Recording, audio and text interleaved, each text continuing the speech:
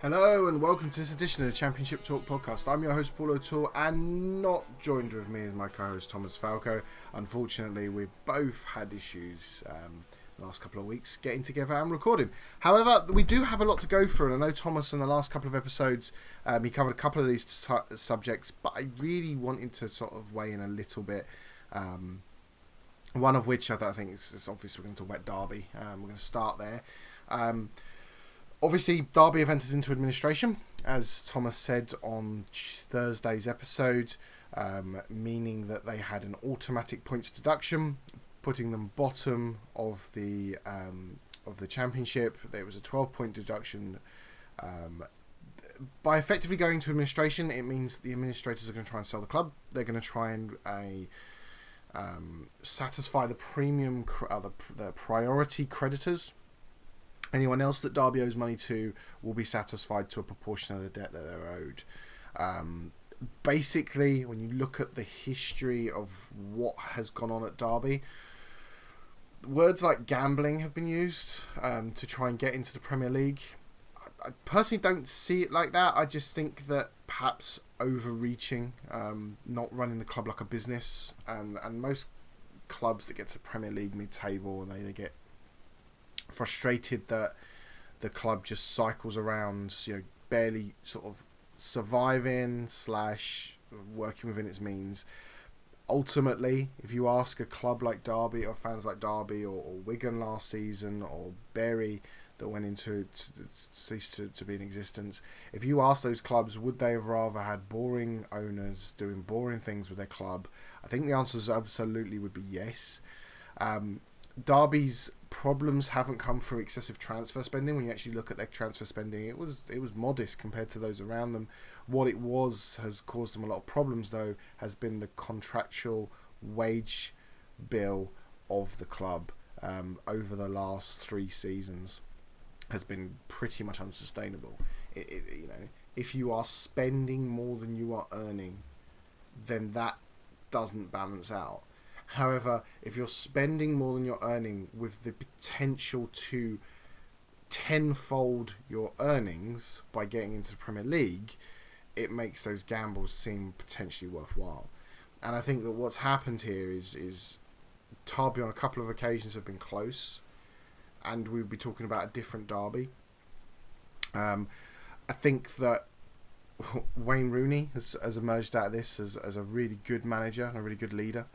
I think that none of us at the start gave Derby a single hope. I think under his leadership, they're around a 12-point deduction. And when you actually look at the table, I mean, other clubs around them are not doing very good. But when you actually look, 12-point deduction, and they're only 9 points off safety. So that just gives you an idea of the start that Derby have had. They've only lost 3 games out of 9. I just think that it's sad because for Derby fans, it's uncertain. I think that the other problem you've got is obviously we know that Mel Morris sold the stadium, and that caused a lot of problems in terms of the accounting irregularities. And that wasn't that the sale of the stadium was wrong or the price was overpaid. That was fine. That was deemed fair. It was when and where that transaction was reported. That was the bit that was up for debate. And that's the bit the EFL ruled was not right. For Derby fans, I know that some of you on Twitter have almost seemed like the EFL are after you. It seems to have been a number of years where your finances, financial irregularities keep being chased by the EFL. I think they knew that something like this was happening. You can't blame Mel Morris for the money he put in himself, because I actually think that he supported Derby and the managers it's had, and the players. He supported and rewarded them really well. I think the only thing you could probably say is maybe he shouldn't have run Derby with a passion. He should have run it as a business. He's a successful businessman, and he probably should have run Derby as a business that he would have run in the other fields that he's worked in. And I think that's the biggest problem there. Now, Derby goes going forward. When you're in administration and you are a club, you've got the Derby name, you've got the registration in the Championship, which obviously accounts for a lot. You've got the fan base of Derby, which again generates you a gross annual income from player shirts, from selling replica shirts, merchandise, fitting the stadium. That core of almost future income is what makes Derby worth what it is. You've then got their registration in the Championship. Obviously, the higher league you're in, the more fans attend your games, the more money you earn. And obviously, again, the more bigger the league you're in, the better the TV rights deal you have, the more money you earn. And then you've got the assets, which in terms of a football club is football players. It's physical assets, training grounds, premises, things like that. So you kind of got three different cores of way of value in Derby. Now, the one thing we know is that Derby County does not own its own stadium now. So Derby County is worth significantly less now than it would have been, or is a less attractive proposition than it would have been had it owned its own stadium. And I think this is going to propose Mel Morris didn't sell Pride Park. If anything, people say that it was sold over the odds. So if anything, you put more money into the club than perhaps he should have done. But what it means now is, administration, that stadium cannot be touched. What that stadium is now is a bill that Derby have to pay.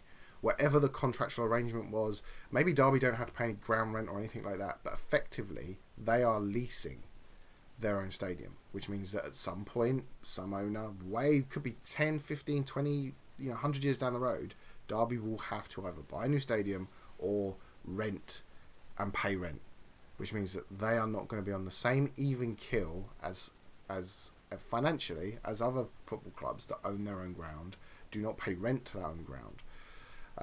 So that's going to be an interesting for the administrators to unpick. Now, what the administrators are going to be there to do is they're going to be there to find a buyer for Derby that's able to take the club forward, and they're there to protect it and make sure it's running and continue to run and pay all its bills. That's what they're going to be there to do. We're not in a transfer window, which is going to be a problem. The appetite to buy a club that's heavily debt laden, doesn't own its own stadium, is going to be low. Derby are a prestigious club. That's the one thing that you can say about Derby, and they do have a seat at the table of the 24 clubs that are in the Championship. Had they have gone down last season, had they gone into administration last season, the 12-point deduction would have put them below Wigan, which means that Wigan would have been in the Championship, Derby would have been in League One, Derby would have been a less attractive asset or less attractive club to be bought, because again, as we've said, the lower league you're in, the less fans are going to turn up at your stadium, the less merchandise you're going to sell, the lower the TV revenue, the lower the prestige. It's going to be an interesting time, and could Derby go to the wall? Yeah, they could be one of the biggest higher profile clubs to go to the wall. And I think that it'll be, it's almost a pain on this league that it's so well supported, and every season we have an asterisk by teams' names that had 12-point deduction, 9-point deduction, 12-point deduction. It's almost become a seasonal thing that we have one club with a points deduction, and that's becoming frustrating. That's taken the, Derby are playing well. Derby have exceeded expectations so far this season. They're better than the clubs in and around them so far, and they've certainly played better football. But that doesn't matter. The whole point, the 9 games they've played this season don't matter. And that makes this league harder to follow, and it makes it harder to follow as a competition, which is what this is designed to be. You're there to see your club do the best it can do, not do the best it can do and hope that someone's run the club properly enough that you don't end up losing 12 points. And I really feel for Derby fans. So that's what I wanted to add to that. I just felt that was needed to be added to. Now, I know that some people have mentioned Reading, and obviously they are under a transfer embargo for breaching FFP rules. Theirs is something slightly differently. Theirs isn't necessarily they have no money, they're not paying their players. Theirs is financial fair play is starting to really squeeze clubs to make sure they don't end up in a Derby situation. So you've obviously got Derby are the consequence of FFP not being effective and not having enough teeth, and what could happen. What Reading are is Reading are a team that are being punished to make them not be Derby. That's the easiest way to explain that. And I think that Reading are doing amazing. They could potentially. There are negotiations around a potential points deduction. Again, we don't want to see that, and from what we can see, that may not even be a problem. But it's something that we will follow, and we will look and we'll have on the horizon. Last thing I want to talk about, and I know Thomas covered this, and again, it'll be in the first game. Steve Cooper, Forest manager. I think that's a really good appointment for Forest. I think he's a really strong-willed manager. I think he certainly is not going to take some of there's clearly some internal politics at Forest. The fans' expectation sometimes is up here. Perhaps what they should be expecting over here. So I think he's someone who's going to sort of balance that. I thought we've done a really good job at Swansea. They did not have a good team, but he made them into a good team. He left after a number of key players. It was obvious Swansea were not going to have the same team this year as they had last year. So he's clearly an aspirational manager. He's clearly someone who aspires to do well and aspires to be successful. And I think that's what Forest need. Forest have got probably a better group of players than than Steve Cooper had at Swansea. Another manager, Chris Hughton, going out. When you actually look, Chris Hughton's record, basically they needed a change. Simple as that. And they probably should have changed before the season started. They'd have got slaughtered for it.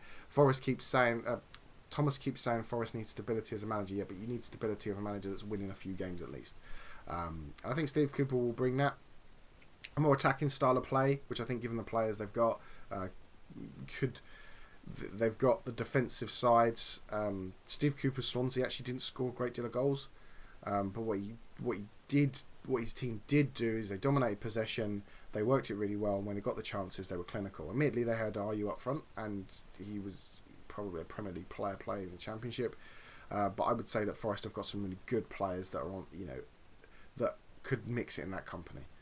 So yeah, really, really good appointment. So if you want to listen to me talk about the games, head over to any podcast subscription channel that's on our Championship Talk podcast. That's on any major podcast subscription feed. You'll be able to hear me review all of the games and preview the midweek fixtures and the weekend's fixtures. It's a double header this week. As always, hit us with a thumbs up if you want to support the show, and message us on at Championship TA1. We really do like interacting with all of our listeners. We've had some really good conversations on there, and it's always good when you guys point out stuff that me and Thomas have missed, because that happens quite often. Because it's really hard to find news around Championship, because the Premier League gets dominated by everything, as it's seen as the Premier League, but which I would say it's the subpar boring league. But there we go. Okay, we will speak to you all. Hopefully, me and Thomas will both be back next week. Goodbye, everyone.